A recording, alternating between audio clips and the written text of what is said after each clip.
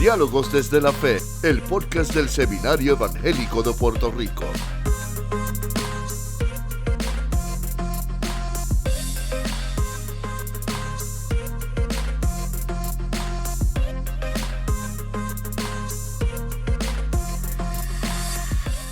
Que la paz y la gracia de Dios sean con cada uno de ustedes.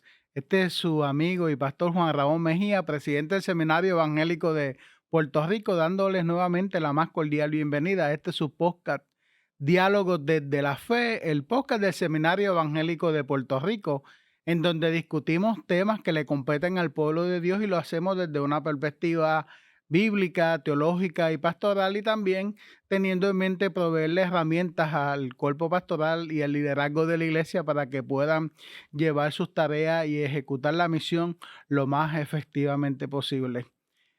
Comenzamos hace unas semanas una serie de podcasts donde el propósito es hacer un análisis exegético, teológico y sobre todo pastoral de eventos especiales en la liturgia de la iglesia. Comenzamos hace unas semanas con la celebración de toda la fiesta de la Semana Mayor, de la Semana Santa, y en aquella ocasión tuvimos como invitado al doctor Ediberto López, donde tuvimos un podcast extraordinario que ustedes han enviado muchos comentarios favorables, y así queremos volver a repetir lo mismo, pero en esta ocasión con otra gran festividad de la iglesia. Así que tenemos nuevamente a Ediberto López. Ediberto, bienvenido acá a este podcast Diálogos desde la Fe. Buenas tardes, Juan. Buenas tardes, hermanos y hermanas. Es siempre un privilegio tremendo estar aquí con la familia del Seminario Evangélico y de nuestras iglesias, conversando de lo que sea, tratando de que la palabra de Dios se haga viva y eficaz en nuestra vida. Y en la pasada ocasión que nos reunimos estuvimos hablando de la Semana Mayor, y ahora este domingo 24 de mayo vamos a celebrar la fiesta de Pentecostés, que es una fiesta extraordinaria de la iglesia, y queremos hablar de Pentecostés. Obviamente vamos en primer lugar a mirarlo desde Hechos 2, esa fiesta extraordinaria donde en la mentalidad de la tradición de la iglesia muchos ven eso como el comienzo de esa misión, aunque vamos a hablar de otros relatos también de comisión muy parecido al de Pentecostés, pero háblanos un poco de ese Hechos 2, de esa llenura del Espíritu Santo, donde se nos hablan que los testigos después de la resurrección estaban en un aposento juntos, y ahí irrumpe la presencia del Espíritu Santo. Sí. Bueno, el hermano presidente ha esbozado muy bien lo que tenemos delante. La fiesta de Pentecostés es la forma en que el libro de Hechos comienza la iglesia. Si usted mira bien la obra de Lucas y de Hechos, que es la obra de un mismo autor como alrededor del año 90, al año 100, la segunda parte siendo Hechos, la más tardía, hay una serie de temas que Lucas va a desarrollar para explicar la fe.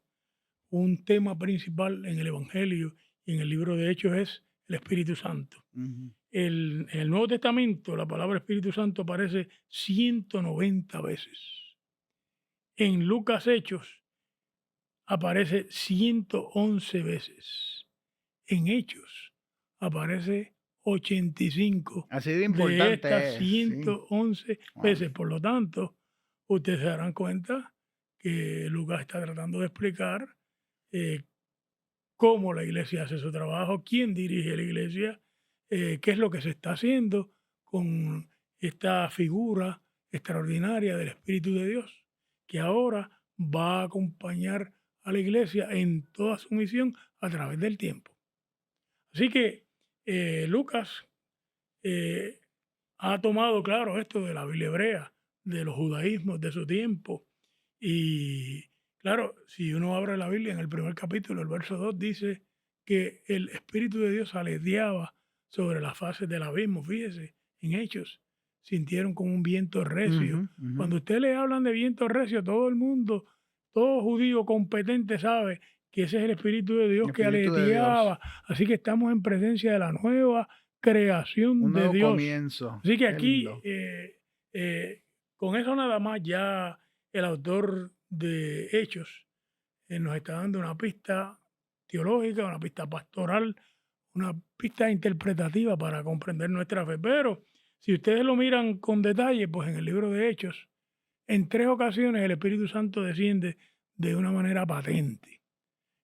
Aquí en Hechos 2, luego vuelve a aparecer el Espíritu Santo con gente que hable lenguas, en el capítulo 10 con Cornelio, cuando la misión va a salir del mundo judío al mundo gentil Ujú. por primera vez ya claramente, y luego en Éfeso, en Hechos 19, cuando la misión se va a meter en Asia, en Europa, por primera vez. Así que todos los eventos principales de la vida del pueblo de Dios y de la historia de la salvación, el autor de Lucas va a encargarse de que el lector sepa que Dios estaba allí, que el Espíritu Santo estaba dirigiendo eso y que habían manifestaciones claras de la teofanía, de la presencia de Dios en la historia. Wow, qué lindo ese concepto de un nuevo comienzo, el soplo del Espíritu. Y a veces nosotros nos desviamos, pues nos llama la atención lo de los dones y el repartimiento de lengua, pero verlo desde esa perspectiva de Dios nuevamente obrando en su creación, el soplo del Espíritu de Dios, esa presencia de la gracia de Dios en esos dones me resulta extraordinario. Fíjate, hermano presidente, si tú haces memoria y nuestra audiencia, cuando Jesús fue bautizado, los 4 evangelios, porque aunque Juan no cuenta el bautismo per se, pero Juan el Ujú, Bautista habla del bautismo de Jesús, todos mencionan que el Espíritu descendió. ujú. 3 de los 4 evangelios dicen que bajó como paloma. Uno dice que Lucas en forma corporal de paloma. Entonces, claro, uno se pregunta, eh, ¿qué es lo que le quieren decir a los lectores de aquel tiempo? Pues lo que le quieren decir es que con el ministerio de Jesús, los nuevos cielos y la nueva tierra han empezado. Dios ha empezado a hacerlo todo de nuevo. El mundo no está fracasado, parece que está fracasado, pero el fracaso de esta historia, de los imperios, de los políticos, de la religión, de la economía, lo que sea, no es el fracaso de Dios. Dios está listo para hacer su creación de nuevo y terminar diciendo que vio Dios que todo era bueno. La nueva creación de Dios que se da en la presencia del Espíritu Santo es algo extraordinario y bueno para el mundo, para la iglesia y para la persona. Y la iglesia es responsable de comunicar esa alegría. Claro. Vamos a ver Hechos 2. Hechos 2. Vamos a, querido amigo que nos ve, nos escucha, si usted tiene su Biblia, en la versión que usted quiera, vamos a ir discutiendo Hechos 2. Y yo voy a ser más conservador. Yo voy a leer en la Biblia Reina Valera, que De es la 60. Biblia del Ajá. 60, la Biblia del protestantismo. Muy bien. Después, porque esta Biblia por poco le cuesta la vida a Casiodoro de Reina y le costó la vida a Etienne, porque Etienne tradujo parte de esto y la Inquisición le pegó fuego. Dice ahí en Hechos 2, los primeros que vamos a hablar, cuando llegó el día de Pentecostés, estaban todos unánimes juntos. Quiero que Ujú. vean las palabras que estoy subrayando, todos. Y de repente vino del cielo un estruendo como de un viento recio que soplaba, el cual llenó toda la casa donde estaban sentados, y se le aparecieron lenguas repartidas como de fuego, asentándose sobre cada uno de ellos, y fueron todos llenos del Espíritu Santo y comenzaron a hablar en otras lenguas según el Espíritu les daba que hablasen. Ahorita comentamos el resto. Vamos a empezar por ahí. Mira, y ese concepto de todos, Claro. todos. Pues yo quisiera explicar de dónde viene esto, ¿verdad? Si ustedes leen la Biblia hebrea, el Pentecostés es el momento en que Moisés sube al monte a recibir la ley, la dádiva de la ley. Ujú. El Antiguo Testamento celebra la dádiva de la ley en esta misma fecha, en mayo más o menos.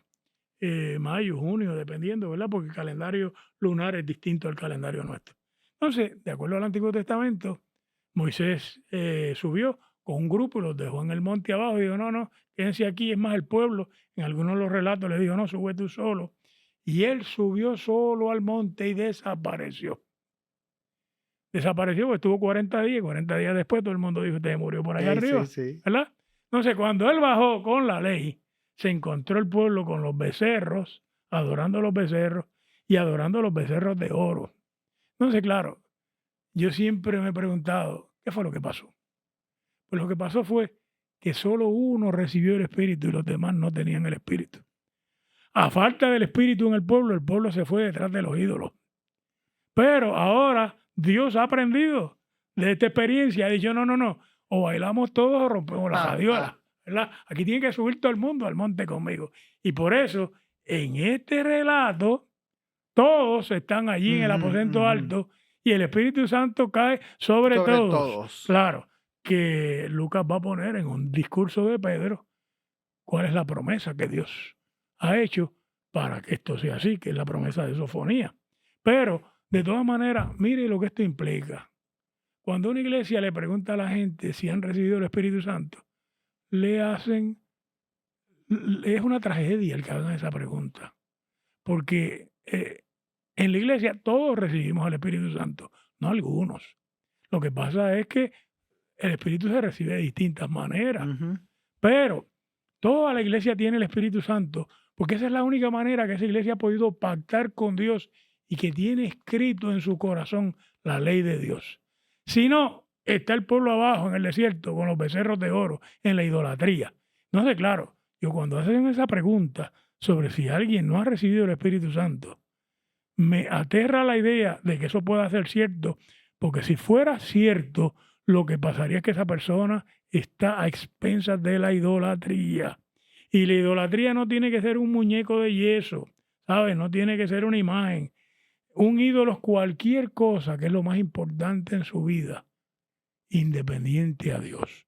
Así que si el dinero es lo más importante en su vida, y usted lo sabe por la atención que le da, ese es su ídolo. Si un puesto es lo más importante en su vida, el poder, ese es su ídolo. Si una persona es lo más importante en su vida, ese es su ídolo. Pero cuando usted tiene la presencia de Dios a través del Espíritu Santo y todo el pueblo de Dios, eso es una protección contra la falsa conciencia y contra la idolatría. Así que aquí hay una dimensión ética de esto, ¿verdad? Es que cuando el Espíritu Santo desciende sobre todo el pueblo de Dios, todo el pueblo de Dios está todo el tiempo en la presencia de Dios. No, y escuchándote me hace recordar aquella promesa de Jeremías, que ahora la promesa no se graba en piedra, sino en el corazón. Correcto. En Jeremías 31, cuando Jeremías habla del nuevo pacto que Dios haría con su pueblo, pues nuevamente hay que leer la Biblia con suspicacia, ¿verdad? No quiero decir con un espíritu de que hay error, no. Lo que quiero decir es que la Biblia es tan extraordinaria y tan compleja que a uno se le pasan las cosas. Originalmente Dios, en Éxodo 19, escribió la ley en un texto, en una piedra. En aquel mundo se escribía en piedra, en ostraca, en madera, en lo que fuera, ¿verdad? Pero ahora, después de toda la experiencia de la historia del pueblo de Dios, del fracaso, porque como esa ley era objetiva, estaba fuera de ellos, no estaba dentro. Dios tiene que decir, hay que volver a hacer un pacto con esta gente, pero esta vez no le vamos a escribir la ley afuera. Ahora lo graban en Se el la vamos a corazón. escribir en la conciencia, Qué lindo. en el ser interior, en la mente, en la vida cotidiana. Si la presencia de Dios no está en esos lugares, no está, mis hermanos, ese es el problema. Y eso es lo que nosotros estamos celebrando, que Dios está presente en la vida cotidiana nuestra, a través de su Espíritu. ¿Qué otras fuentes nutren a Hechos 2? Bueno, si tú miras bien el Antiguo Testamento, siempre cuando usted va a leer la Biblia, mira para atrás. Porque el Nuevo Testamento está en diálogo, depende. Eso se llama literariamente intertextualidad. Es un diálogo con otro texto. Pues usted se va a encontrar que Pentecostés también es la fiesta de la primicia. Porque el Pentecostés es una fiesta agraria. Cuando los antiguos israelitas se encontraron con sus hermanos cananeos, toda esa gente era lo mismo. La prueba genética es lo mismo. Al día de hoy tú le haces una prueba genética a un judío del norte de África y del Medio Oriente y a un palestino, es lo mismo. Entonces, esa gente tenía sus propios cultos agrarios. Y uno de los cultos que tenía era el culto de el tiempo en que los frutos son nuevos, la cosecha. Ujú. Entonces, cuando el yavismo convierte a todos estos grupos que van a formar finalmente el antiguo Israel, una de las fiestas que mantienen de Canaán es la fiesta de la Pascua, del Pentecostés. Las 50, primicias, las primicias. ¿Qué es lo que tú haces en las primicias? Pues tú te das cuenta que tú has estado todo el año en un país tan árido como Palestina, pidiéndole a Dios que llueva, sembrando la tierra, trabajando la tierra. Y de buenas a primeras, como entre diciembre y marzo ha llovido. Y como ha llovido, en abril y en mayo empiezan a dar las plantas los primeros frutos. Y esos primeros frutos, de acuerdo al Antiguo Testamento, hay que cortarlos y traerlos a un lugar donde Dios ponga su nombre. Por lo tanto, fíjese lo que ha pasado aquí. Los discípulos están en el templo para traer su primera ofrenda al templo. Vienen a traer sus primicias al Señor y Dios los sorprende. Porque en este relato están en Jerusalén. Claro, están en Jerusalén y ahora el que viene a dar, recibe. El que viene a entregarse, recibe la presencia de Dios. Así que fíjese el espíritu de mayordomía que hay aquí. Yo me rindo a Dios. Y cuando me rindo a Dios, Dios viene a mi vida en su presencia y se hace evidente su presencia en mi persona. El relato nos habla de un viento.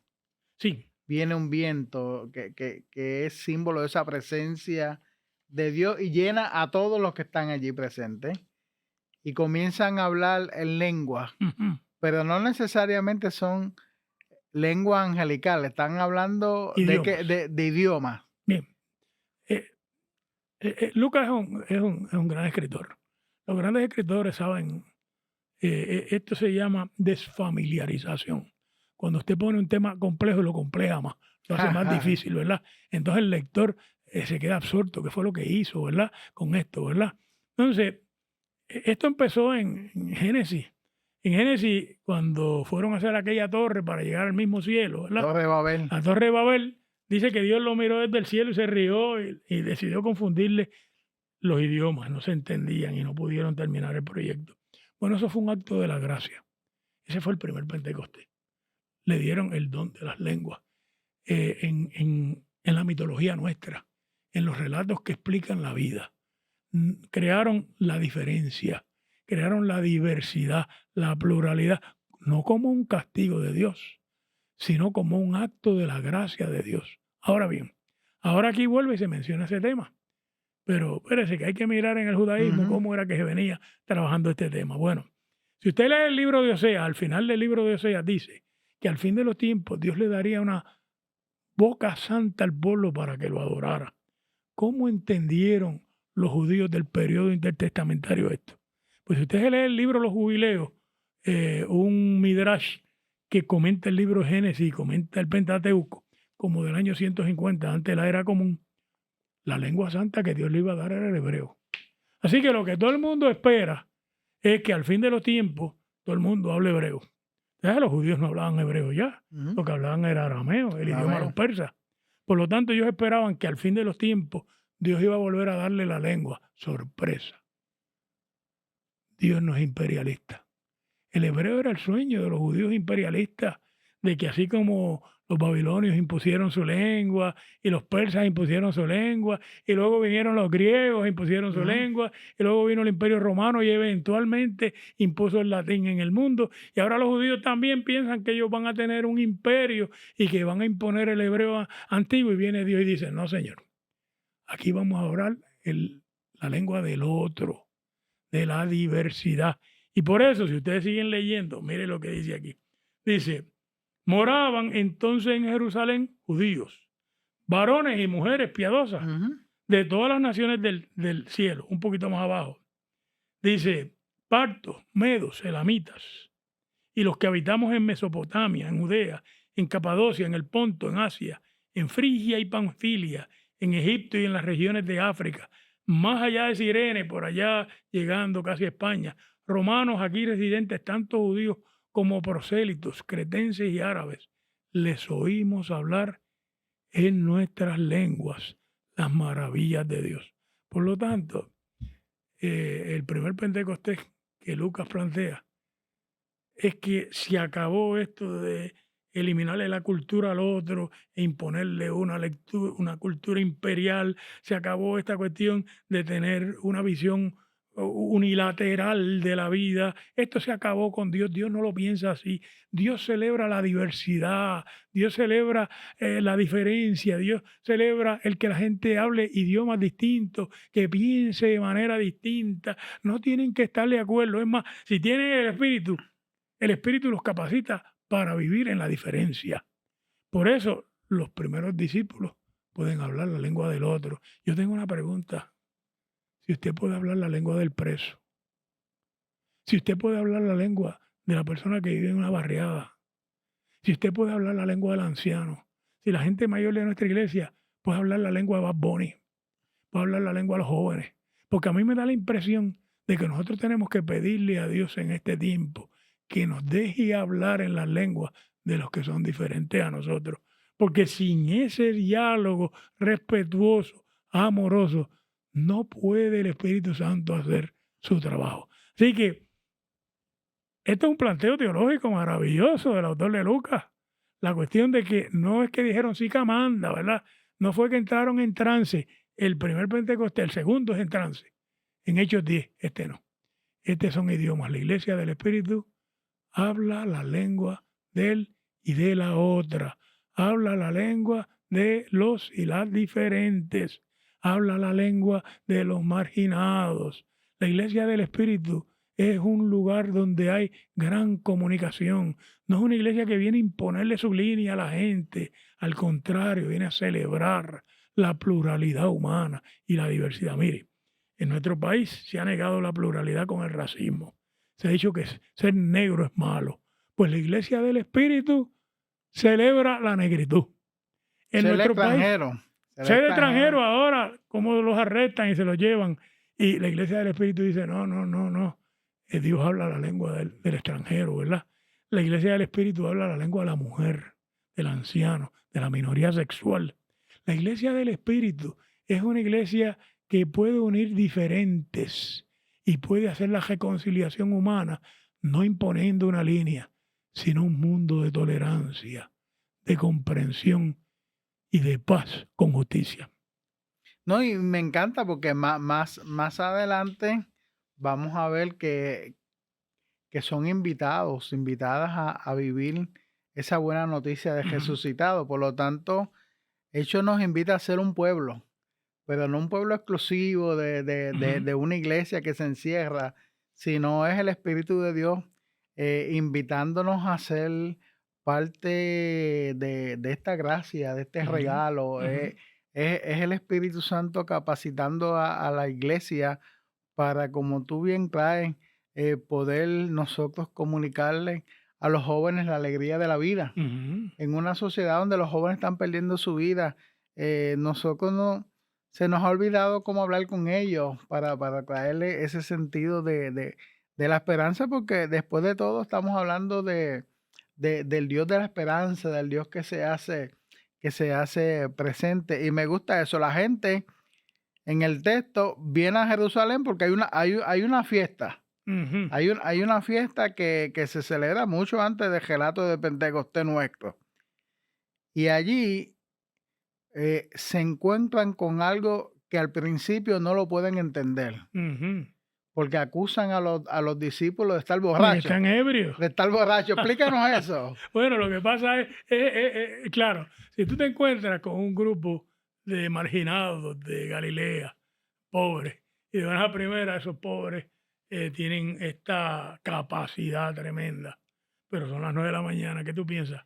Estuvieron toda la noche de fiesta y están ebrios de alguna manera, y por eso el discurso empieza así, mira, no estamos ebrios porque a las 9 de la mañana nadie está ebrio. Si esto fuera a las 12 de la noche, pues quizás, o a las 1 de la mañana, pero a las 9 de la mañana todo el mundo está listo para funcionar y trabajar. Pero fíjate que lo próximo que hace Pedro es dar un discurso, citar la Escritura, y en esa cita de la Escritura que le sirve a Lucas como si fuera un mapa para explicar todo esto, dice que en el tiempo del fin, Dios dice que en los postreros días derramaré de mi espíritu sobre, y volvemos al tema, Cita al toda profeta Joel. carne, Joel, y vuestros hijos y vuestras hijas profetizarán, vuestros jóvenes verán visiones y vuestros ancianos soñarán sueños, y de cierto sobre mis esclavos y sobre mis esclavas en aquellos días derramaré de mi espíritu y profetizarán.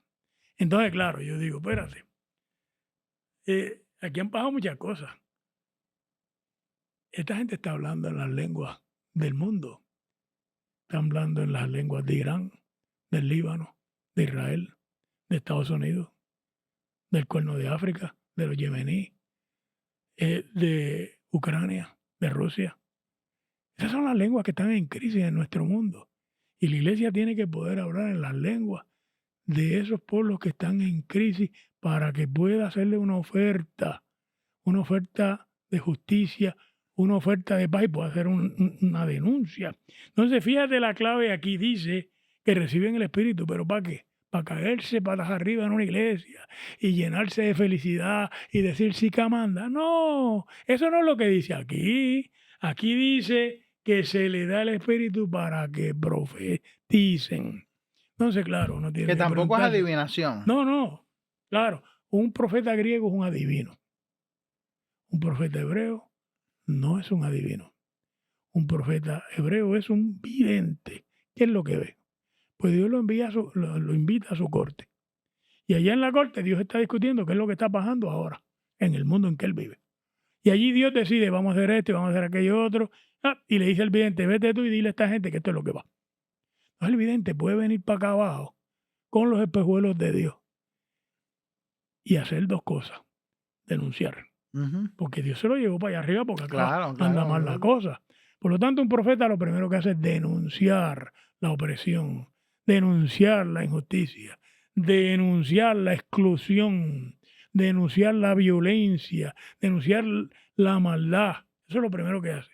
Pero claro, el profeta no puede ser meramente un profeta del mal agüero. El profeta también tiene que anunciar. ¿Qué anuncia? La esperanza. La salvación. La intervención de Dios. La intervención de Dios en la historia y en la vida. Así que son dos cositas importantes. Pedirle a Dios, Dios, dame de tu espíritu para yo poder denunciar y anunciar tu palabra de vida en medio de la vida. Mira, Heriberto, y me gusta aquí, uniéndolo con lo que tú estás trayendo, que antes de decir que están borrachos, Reina Valera dice burlándose. Claro. Por lo tanto, hay gente que todavía se burla en términos de que se le hace más fácil entender ver el hecho desde la individualización, ¿verdad? Yo recibo el Espíritu Santo, me gozo, yo recibo el don, uso el don para diferenciarme de los demás. Pero cuando entonces lo traes desde esta perspectiva, porque tú lo traes desde una perspectiva ética. Aquí hay un compromiso porque tú lo explicas lo más bien, pero al profeta le cuesta esa denuncia y ese anuncio de la esperanza y parte del escarnio, porque yo veo esto de burla como parte de una reacción de escarnio, o sea que no todo el mundo va a entender. Claro. ¿Cuál es la función del Espíritu Santo? El Espíritu Santo te acompaña para que tú seas capaz para decir la palabra de Dios. Pero la palabra de Dios te cuesta. O sea, lo que hay que hacer es mirar por ahí para atrás, ¿verdad? Micaías ben Imla, hablando con el rey de Israel. El rey de Israel lo consulta porque sabe que él es un profeta. Y le pregunta, ¿debo ir a la guerra o no? Fíjate la pregunta. Y Micaías le dice con ironía, vete que el Señor te ha dado la victoria. Entonces él se da cuenta y uno de sus generales abofetea a Micaías ben Imla. Fíjate, ya empieza el profeta sufriendo. Entonces el profeta le dice, ¿tú quieres que yo te cuente lo que yo vi? Pues yo te voy a contar. El Señor me llevó a su corte Y ahí el Señor preguntó, ¿quién será espíritu de mentira en boca de los profetas? Y entonces le dice, hoy yo vi a los hijos de Israel como ovejas perdidas. Le anunció la muerte al rey. Y claro, pues tú te imaginas lo que le Imagínate vino el costo, al el profeta, costo. ¿verdad? Pero a Jeremías lo metieron a un pozo y por poco lo ahogan. Bueno, Y el a, mismo Jesús. a Jesús lo ejecutaron en la cruz por lo que decía, no era, Jesús no murió como el Cristo español, por accidente, no. Jesús le hizo frente al templo, le hizo frente a Roma y esa gente se unió y lo ejecutó. Y ese hacerle frente fue por el Espíritu.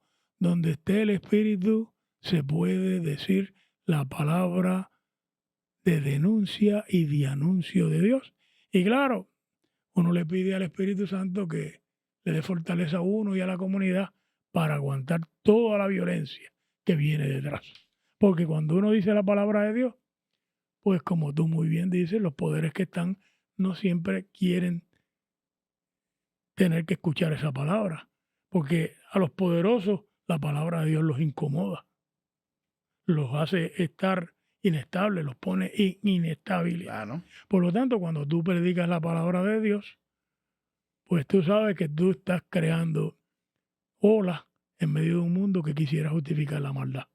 Pero no puede caminar este mundo hacia adelante si alguien no se da cuenta que anda mal y se lo avisa. En efecto, a Ezequiel Dios le dijo, si yo le anuncio al inicuo que va a morir y tú no se lo dices, yo te pediré cuenta por la sangre del inicuo. Por lo tanto, el profeta está obligado con Dios de todas maneras. Está obligado con Dios por razones del bienestar humano.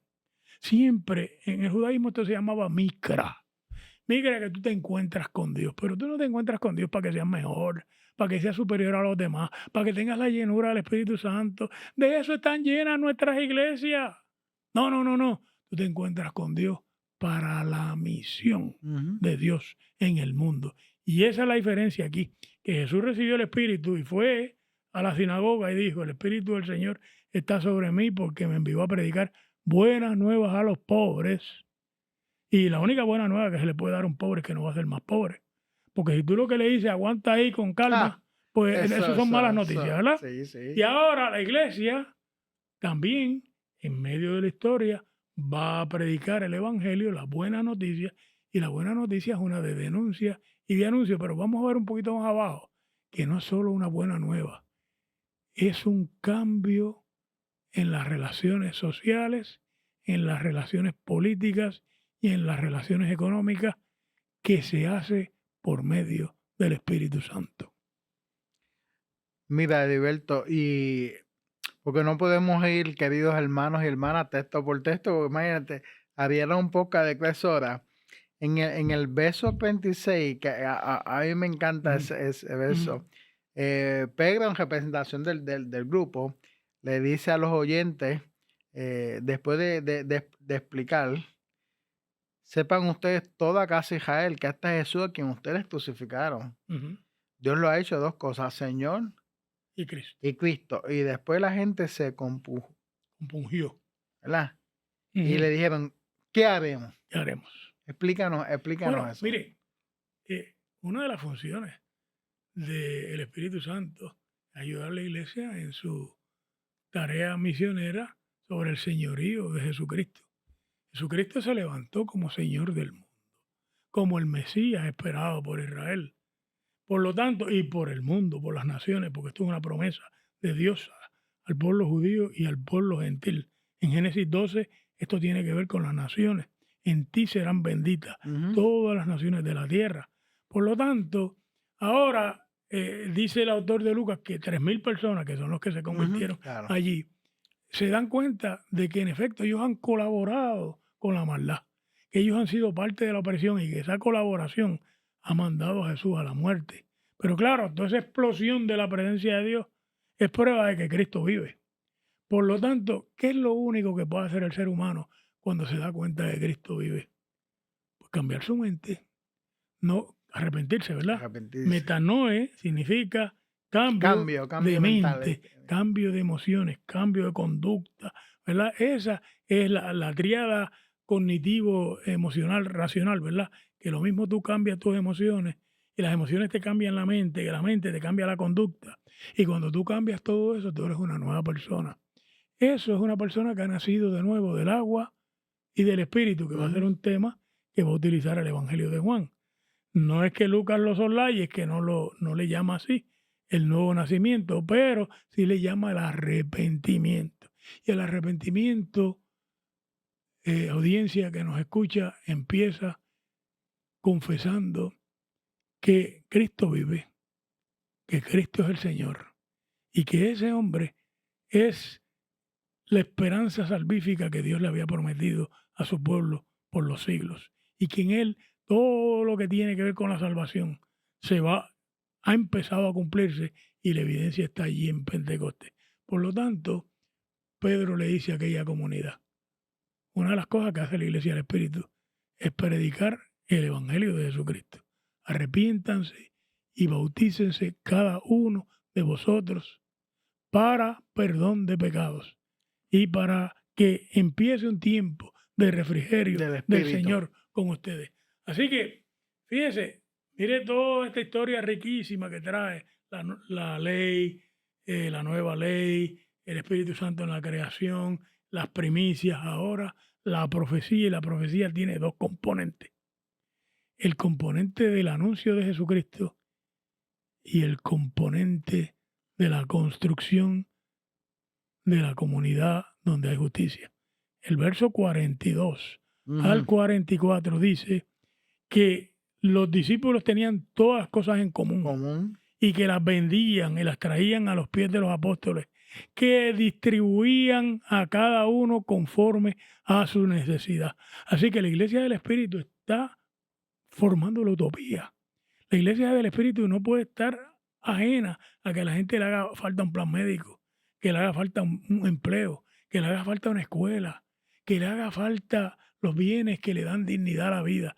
La Iglesia del Espíritu también está en la construcción de ese mundo. En esta historia, antes de que haya llegado el fin de los tiempos, ya la Iglesia empieza a construir el reino de Dios en medio de la historia. Mira, Diberto, me gusta cuando después se le dice a los que están, a los oyentes, para ustedes es la promesa, para sus hijos e hijas, y para los que están lejos, para todos los que el Señor llamare. Bueno, lo que pasa es que hasta ahí, hasta este momento, esto es solamente entre judíos. Todavía, fíjate que en Marcos, Jesús se encuentra con una mujer gentil, la mujer sirofenicia, y después de una discusión Jesús le concede a esa mujer sanarle la hija. Inmediatamente después de eso, Marcos cuenta una multiplicación de los panes y los peces a gentiles. Lucas no tiene esto. Lucas los eliminó a ambos, porque Lucas ha dividido la historia del pueblo de Dios y la historia de la salvación en etapas. La primera etapa es la etapa de la historia de Israel. Y de acuerdo a Lucas 16:16 dice que la historia de Israel va hasta Juan el Bautista. Luego está el centro del tiempo, que es Jesús. ¿Qué es Jesús? El tiempo de Jesús. Pero luego viene el tiempo de las naciones. Entonces, por eso es que esto es no solamente una promesa para los judíos, que Lucas tiene que plantear que lo que Dios le prometió a Israel lo ha cumplido, sino que también es una promesa para el mundo gentil, que es lo que va a suceder en esta obra, y que es lo primero que Jesús le dice a los discípulos en Hechos 1:8. Ellos dicen, está fundando el reino de Dios en este tiempo, Cristo viene pronto. Jesús le dice, eso no les toca a vosotros. ¿Qué le toca a vosotros? Recibiréis la promesa del Espíritu Santo y seréis mis testigos, los testigos de Jesús, en Jerusalén, con judíos, en Judea, con judíos, en Samaria, en judíos no incluidos dentro del judaísmo, y hasta los confines de la tierra. ¿De qué se trata hecho? Del tránsito del pueblo de Dios, del mundo judío a los confines de la tierra. Un Dios que decide terminar con la exclusión. Si ustedes leen bien la Biblia, en Esdras, Nehemías lo que hacen es montar un mundo de exclusión.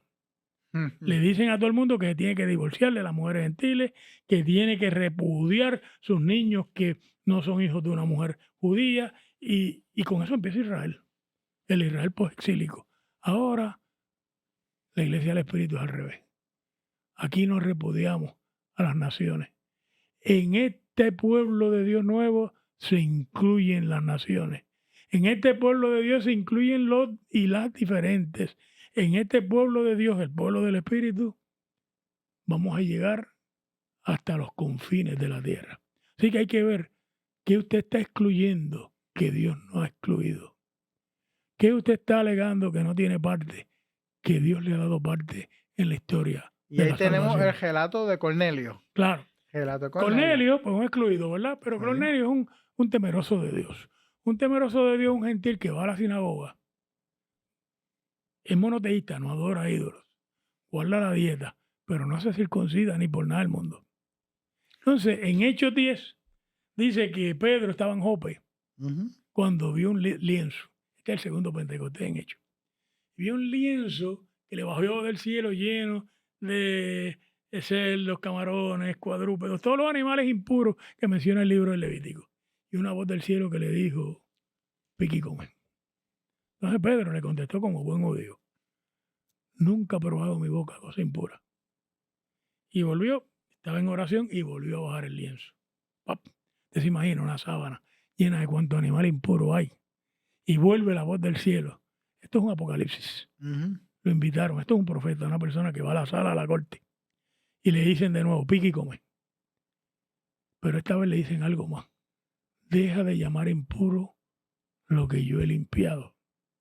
Así que la separación entre un pueblo santo y las naciones impuras que hay en el libro de Ezequiel se acabó. Se acabó.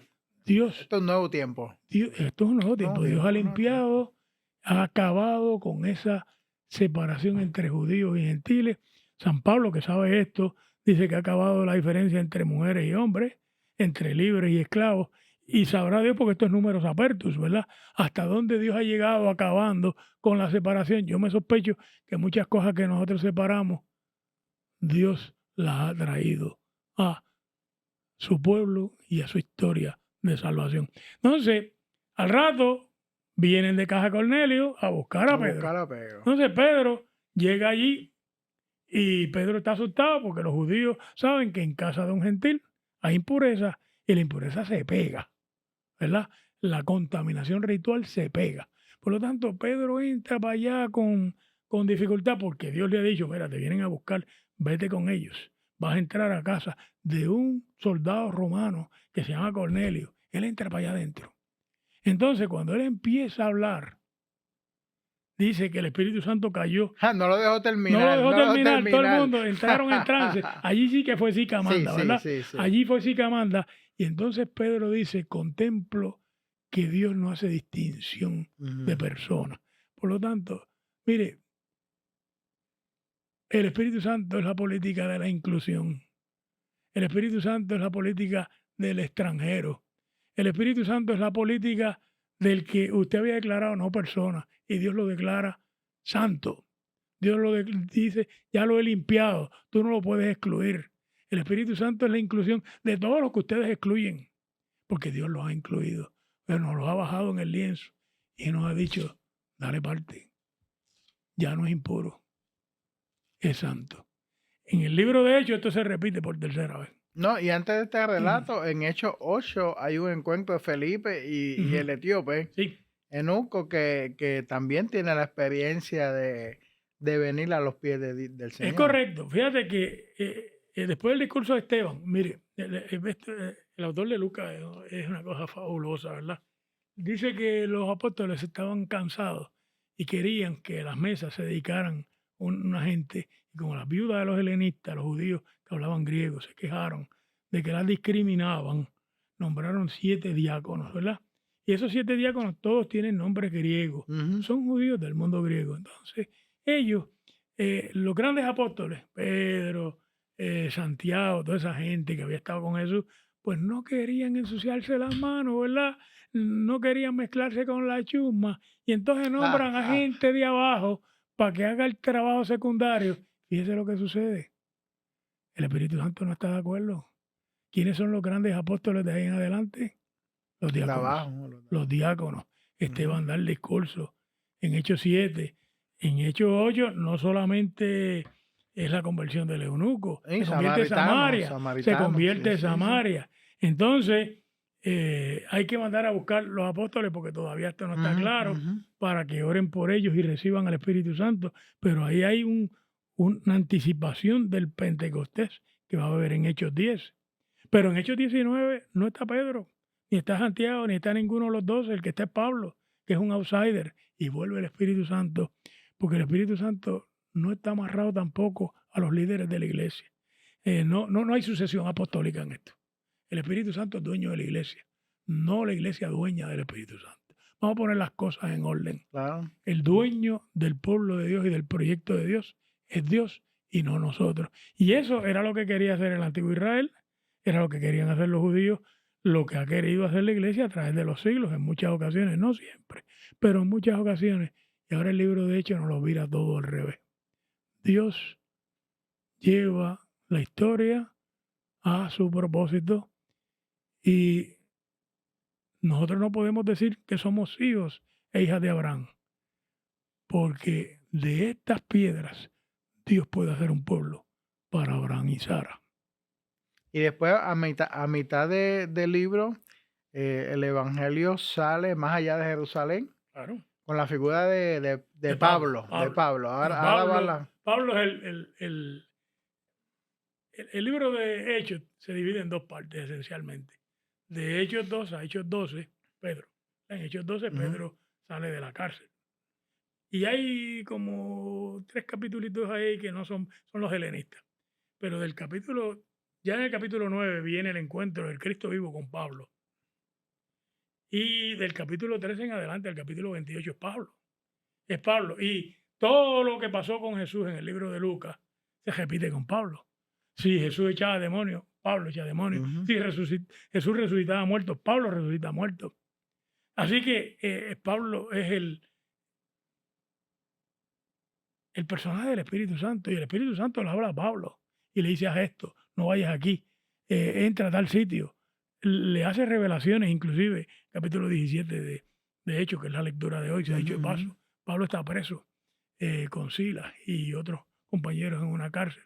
Y lo único que se le ocurre en aquella prisión es ponerse a alabar a Dios, a cantar. Y el calabozo más profundo, ¿verdad? Más profundo. Entonces, un compañero evangélico, un pastor, con todo esto, y yo le voy a dar crédito porque esto no me lo inventé yo, dice que Dios estaba oyendo a sus siervos cantando y Dios como que se alegró.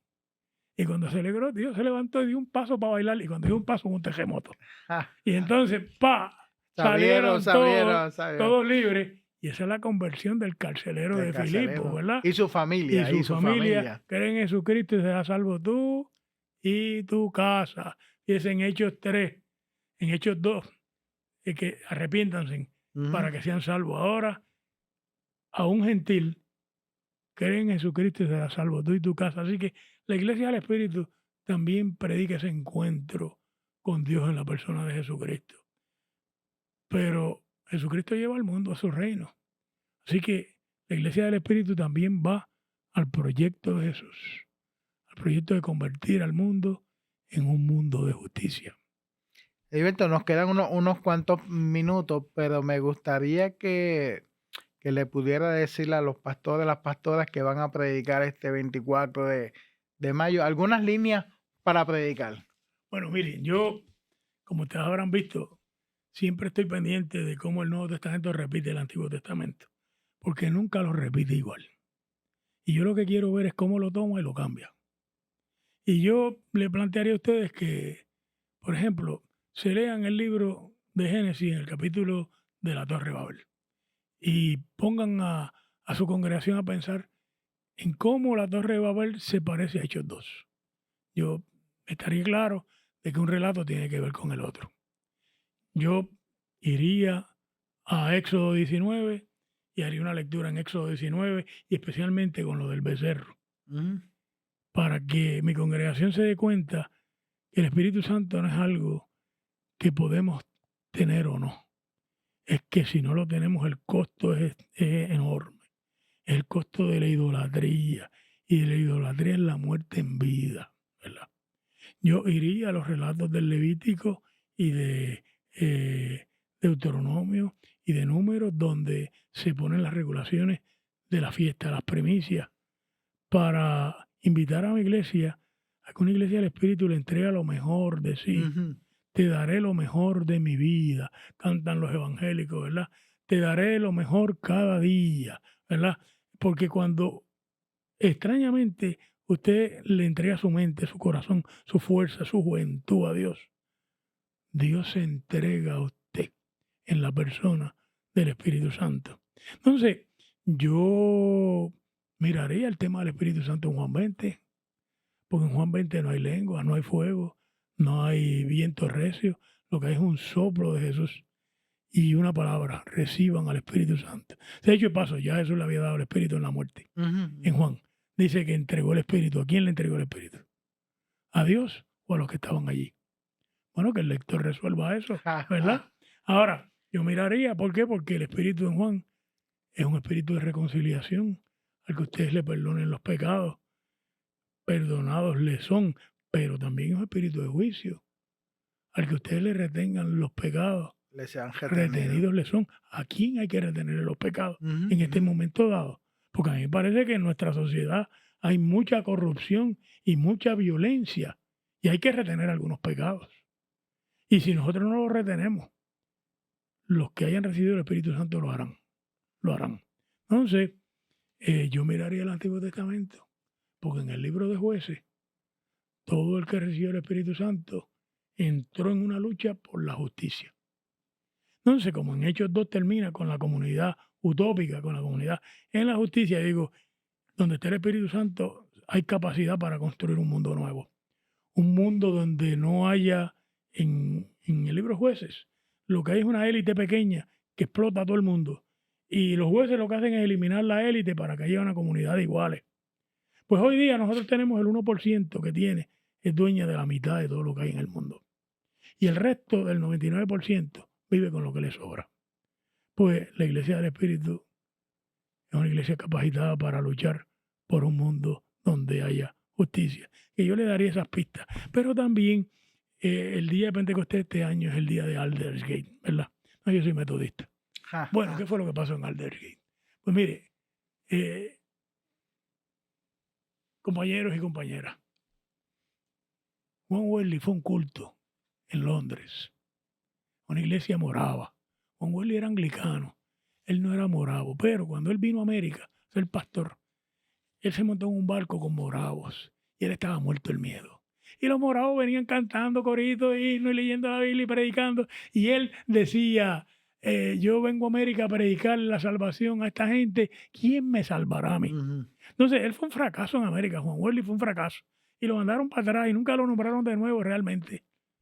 Pero él se dio cuenta que los moravos sabían algo que él no sabía. Juan Wesley tenía un doctorado en teología de la Universidad de Oxford. Oh, pero la educación teológica sola no es suficiente. Falta algo más. Falta aquella experiencia de dependencia absoluta en la presencia de Dios. Ujú. Juan Wesley se fue al culto del martes de la semana, el culto de oración de los moravos, un 24 de mayo, donde estaban leyendo el prefacio de Lutero, el comentario de Lutero a los romanos. Fíjense lo que están leyendo, un comentario bíblico, están leyendo teología. Y él está leyendo esto, y Lutero quejándose de la angustia que él tenía por lo pecador que se sentía. Y cómo cuando leyó a Romanos se dio cuenta que la justicia no era de él, que era de otro, que era la justicia de Dios, de allá para acá, extra nos, no mía, sino Dios me hace justo. Y entonces Juan Wesley dice que en ese momento dado él sintió un fuego que le arropó el corazón. Entonces yo digo, estas son las lenguas de fuego. Cuando usted siente la presencia de Dios, Ujú. que le consume la mente, le consume el corazón, le consume la vida, donde Dios lo quema. Y cuando Dios lo quema, lo que queda es oro, es plata, es piedra preciosa. Cuando Dios lo quema, la paja se va, el heno se va, lo que queda es lo que glorifica a Dios. Y después de ese momento, Juan Wesley fue un gran ministro, porque para ser buen maestro de escuela bíblica, para ser buen director del culto o directora del culto, para ser buena maestra, para predicar bien en una iglesia, para predicarle bien a nuestro país, no se puede hacer si no es con la llama de fuego del Espíritu Santo. Entonces yo quisiera decirle a ustedes que en este Pentecostés, junto con todos estos pasajes bíblicos, usted vuelva a aquel corito que dice que prendido en fuego mi alma está, prendido en fuego mi alma está. Usted tenga la llama del Espíritu Santo prendida en su corazón, de manera que cuando usted hable, aún nuestros detractores se den cuenta que Dios mora en usted. Dios les bendiga. Y aquellos que te conocemos como predicador, sabemos que tú terminas con un himno. Sí, ¿Tendrás algún himno sí, ya? tengo uno. Vamos a Dice ver. así: llena hoy mi corazón. Santo Espíritu, desciende a mi pobre corazón. Llénalo de tu presencia. Haz en mí tu habitación. Llena hoy mi corazón. Santo Espíritu, desciende y haz en mí tu habitación. Amén. Qué extraordinario y edificante saber que el Espíritu sigue llenando a la iglesia. Pentecostés no solamente es en Hechos 2, sino sigue constantemente llenando, soplando sobre la iglesia, no para hacer una iglesia encerrada en sus grandes proezas, sino una iglesia que es capaz de hablar con el mundo, una iglesia que es capaz de anunciar la alegría de la vida, una iglesia que celebra la diversidad, pero aún desde la diversidad nos invita a ser un pueblo donde todos y todas podemos estar, y que en este día de Pentecostés sea un día donde usted pueda afirmar que ese Espíritu Santo sigue soplando sobre la iglesia, sigue capacitándonos para nosotros comunicarle a las nuevas generaciones, a las viejas generaciones, a la gente que necesita de esa alegría de la esperanza de Dios. Heriberto, te damos gracias por esta conferencia magistral. Esto ha estado extraordinario. Hay más temas y vamos a seguir en otras fiestas litúrgicas para darle a los pastores y a las pastoras y a los líderes de la iglesia, a los maestros de escuela bíblica, esas pistas para poder seguir anunciando la alegría. Así que te agradecemos, respetamos y valoramos mucho tu ministerio y tu aportación a la iglesia es extraordinaria. Queridos hermanos, hermanas, el tiempo nos traiciona, pero damos gracias a Dios por esta alegría de celebrar Pentecostés, y que sea en su iglesia un tiempo de reflexión, un tiempo para anunciar esa esperanza. Y quisiéramos culminar con una oración, como siempre hacemos. Nos pueden escribir, nos pueden sugerir futuros temas para nosotros poder seguir trabajando estos temas desde su podcast Diálogos desde la Fe. Así que vamos a orar. Señor, gracias porque tú llenas a la iglesia con tu espíritu. Recordamos aquel momento de Pentecostés, pero también decimos: ven Espíritu Santo, ven. Ven para que sople sobre nosotros, en primer lugar, para que perdonen nuestros pecados y para que nos dé la fuerza para, Señor, comunicar tu palabra en medio de un mundo donde cada vez se hunde en la desesperanza. Que podamos denunciar aquellos poderes que se oponen a tu gracia, a tu bondad, y que podamos anunciar la alegría de tu espíritu. Gracias por el doctor Heriberto López y su ministerio, y permite que esta fiesta de Pentecostés tú soples sobre tu iglesia, sobre tu pueblo, para que sigamos anunciando la alegría del resucitado. Amén, amén, amén. Amén. Gracias por acompañarnos en este su espacio, Diálogo desde la Fe, un espacio del Seminario Evangélico de Puerto Rico para trabajar temas que le competen a la iglesia y temas que a ustedes les interesa mucho. Que la paz y la gracia de Dios le llenen de manera especial. Dios les bendiga. Amén. Diálogos desde la Fe, el podcast del Seminario Evangélico de Puerto Rico.